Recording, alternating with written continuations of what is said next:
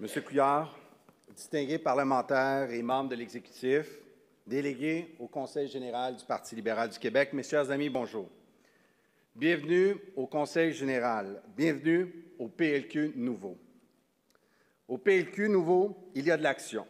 Comme vous le savez, nous avons un nouveau chef depuis le 17 mars dernier, un chef qui nous a permis également de nous repositionner face à l'opinion publique, un chef qui fait bouger les militants et qui nous met dans l'action. Car depuis que nous nous sommes rencontrés au Congrès à la direction, il y a 3 mois à peine, il s'en est passé des choses. Plusieurs d'entre vous sont déjà au travail au sein des groupes de réflexion à examiner, repenser et moderniser nos façons de faire. De nouvelles façons de communiquer qui s'appuient sur les éléments de la révolution numérique. Un nouveau rebrassage de structure des instances et de la permanence qui permettront de redynamiser nos commissions permanentes et faciliter l'apport de nos jeunes au sein de notre parti, ainsi que rapprocher les militants de notre parti et également des régions. Un nouveau code d'éthique et un nouveau processus pour élire notre chef font partie des mandats que M. Couillard a donnés aux différents comités. Si la course au leadership fut l'occasion pour tous les militants de poser un diagnostic parfois sévère pour l'ensemble des actions de notre parti, maintenant, c'est l'occasion d'appliquer les remèdes et les actions pour implanter ces changements. J'en profite donc pour saluer le travail déjà amorcé par les parlementaires et les militants qui participent à ces groupes de réflexion et pour vous inviter tous à contribuer activement à cette tâche au cours des mois à venir. My dear friends, if the leadership campaign was an opportunity for our members to present a diagnosis that was sometimes severe throughout the different dimensions of our party, now is the opportunity to apply and implement those remedies and those changes. I want to commend the work already begun by our M&As and our party members involving those different working groups and invite you all to contribute actively through that work in the coming months.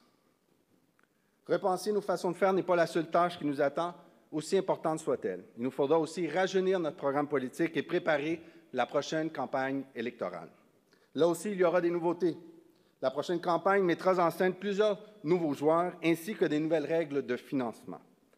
Elle pourrait se mettre en branle rapidement à un moment que nous n'aurons pas décidé, mais on aura la tâche et l'obligation d'être fin prêt à ce moment-là. Et de ce côté-là également, les choses n'ont pas tardé à bouger. L'équipe chargée de préparer la campagne s'est mise au travail. Des groupes ont été formés pour se pencher sur les changements apportés en termes de gouvernance, d'éthique et de financement. D'autres ont pour mandat de reformer le format des activités militantes pour les rendre plus accessibles, attirer de nouveaux membres ou encore réfléchir à notre image de marque comme parti et aux défis de recrutement. Enfin et surtout, la commission politique a enclenché la démarche menant à notre prochain programme politique en formant 7 groupes de travail sur autant de dimensions de la vie québécoise. Ces groupes sont déjà à pied d'œuvre et les gens qui les composent feront eux aussi cet automne une tournée des régions suite à la tournée de M. Couillard. Cela fait beaucoup de travail, comme vous pouvez le constater, et M. Couillard vous l'a présenté ce matin à travers les différents groupes qui ont été mis en place. Ces différents groupes sont également co-présidés par des bénévoles et des parlementaires. Et dans chacun de ces groupes, les membres du caucus et des militants travailleront ensemble avec la même information, la même légitimité, le même apport aux éventuelles propositions et le même esprit de collaboration. Comme président du parti, je suis ravi de l'enthousiasme et de l'audace avec lesquels nos militants se sont emparés de ces chantiers, de ces mandats. Je sais que la Commission jeunesse y fera une contribution notable à travers son congrès jeune cet été, tout comme nos nombreux militants non moins jeunes. Et mes chers amis, c'est comme ça que nous allons réussir le renouveau de notre parti. Merci.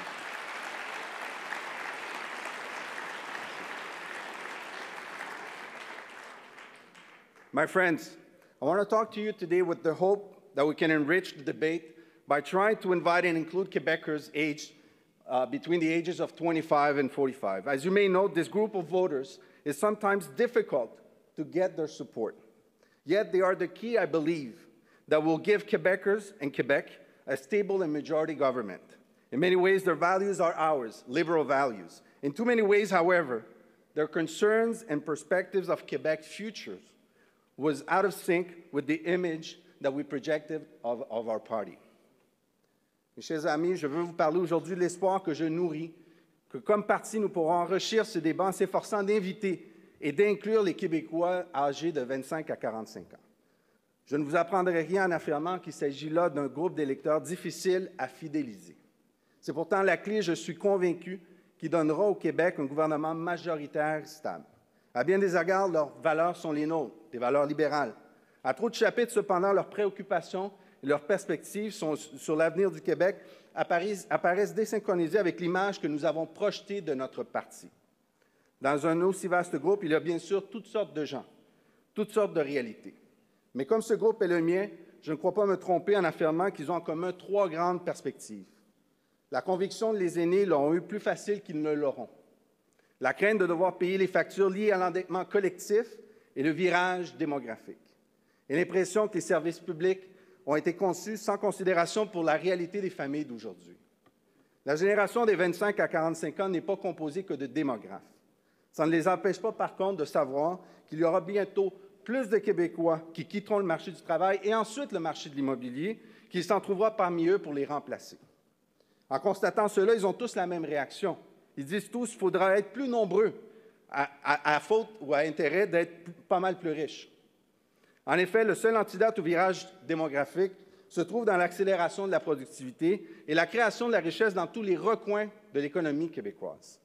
Éduqués comme jamais dans notre histoire, aussi fière et ambitieuse que les générations précédentes, cette génération ne demande pas mieux que de relever le défi de l'innovation. Amenez-en de la mondialisation, ça ne fait pas peur, disent-ils. On va jouer la game et on va la gagner. Et encore faut-il que les conditions soient au rendez-vous. Que les compétences qu'ils détiennent correspondent à celles des employeurs qui en ont besoin. Qu'ils puissent les modifier, les enrichir avec l'évolution de la technologie. Qu'ils soient encouragés et outillés pour innover, investir et entreprendre. Et tout ça doit se produire dans un environnement favorable où ils pourront élever leur famille. Et c'est là que nous pouvons faire la différence, nous tous ici comme libéraux, toutes générations confondues, en relançant l'entrepreneuriat et l'innovation, en repensant la fiscalité et le développement des compétences, en introduisant de la souplesse dans les services publics, dans les horaires des cliniques à celles du transport scolaire, en faisant de la place dans nos rangs pour cette génération qui trop souvent abandonne notre parti après avoir milité au sein de la Commission jeunesse. Mes chers amis, ce n'est pas le PQ qui fera ça. En moins d'1 an, ils ont privé les parents de la souplesse à la liberté de choix face aux garderies privées. Ce sera bientôt les écoles privées qui en subiront les effets. Le Parti québécois a coupé sauvagement de tout ce qui ouvre vers l'avenir. La recherche, les infrastructures, nos universités et le développement minier. Pourquoi? Parce qu'ils n'ont qu'un seul projet, une seule obsession pour cette génération. Préparer un pays qui ne viendra jamais, mes chers amis libéraux. À nous alors de leur préparer un avenir, car il s'en vient vite. Et mes chers amis, c'est en gardant ces faits à l'esprit que je vous invite à nouveau à faire preuve de leadership, à démontrer que nous sommes le seul parti capable de façonner l'avenir de notre société à travers l'audace et l'ambition de nos idées. Merci beaucoup et bonne journée.